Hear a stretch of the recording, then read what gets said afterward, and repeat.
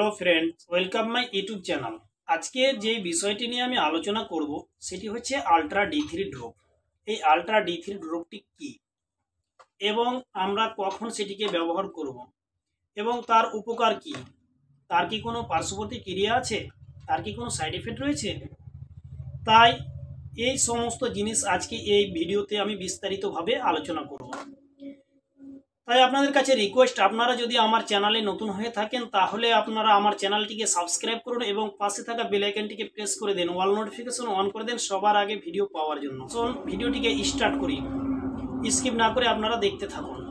সর্বপ্রথমে জানতে হবে যে এই আলট্রা D3 ড্রপ, এই আলট্রা D3 ড্রপটিকে কে তৈরি করে থাকে। এটিকে তৈরি করে থাকে মিয়ার কোম্পানি এবং এটি কয় ধরনের হয়? এটি দুই ধরনের হয়।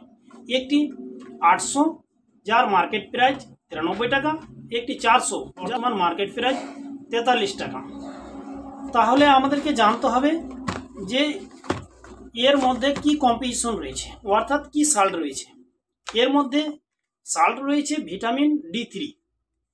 তাহলে আমরা জানব যে এই ভিটামিন D3 আমরা কখন কোন সময় ব্যবহার করব। যখন বাচ্চা নতুন জন্ম হবে, জন্মের পরে প্রায় 6 মাস পর্যন্ত কন্টিনিউ আমরা ব্যবহার করব। তাহলে এবার জানব এই ড্রপের উপকার কি।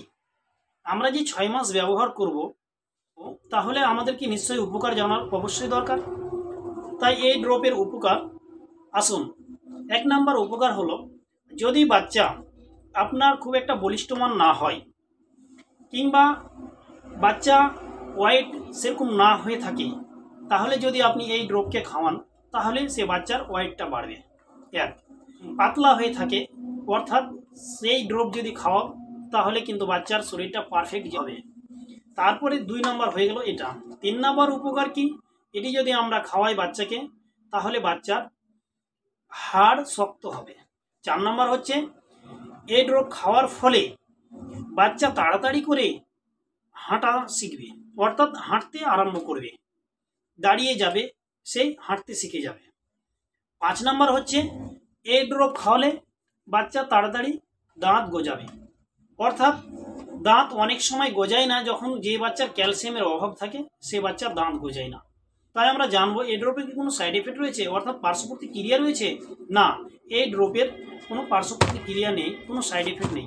তাই আপনাদের কাছে রিকোয়েস্ট, আপনারা যে কোনো মেডিসিন বাচ্চা হোক কিংবা বয়স্কদের ক্ষেত্রে হোক ব্যবহারের পূর্বে অবশ্যই ডাক্তারের পরামর্শ নেবেন। ভালো থাকুন, সুস্থ থাকুন। আসি পরে ভিডিও আবার দেখা হবে।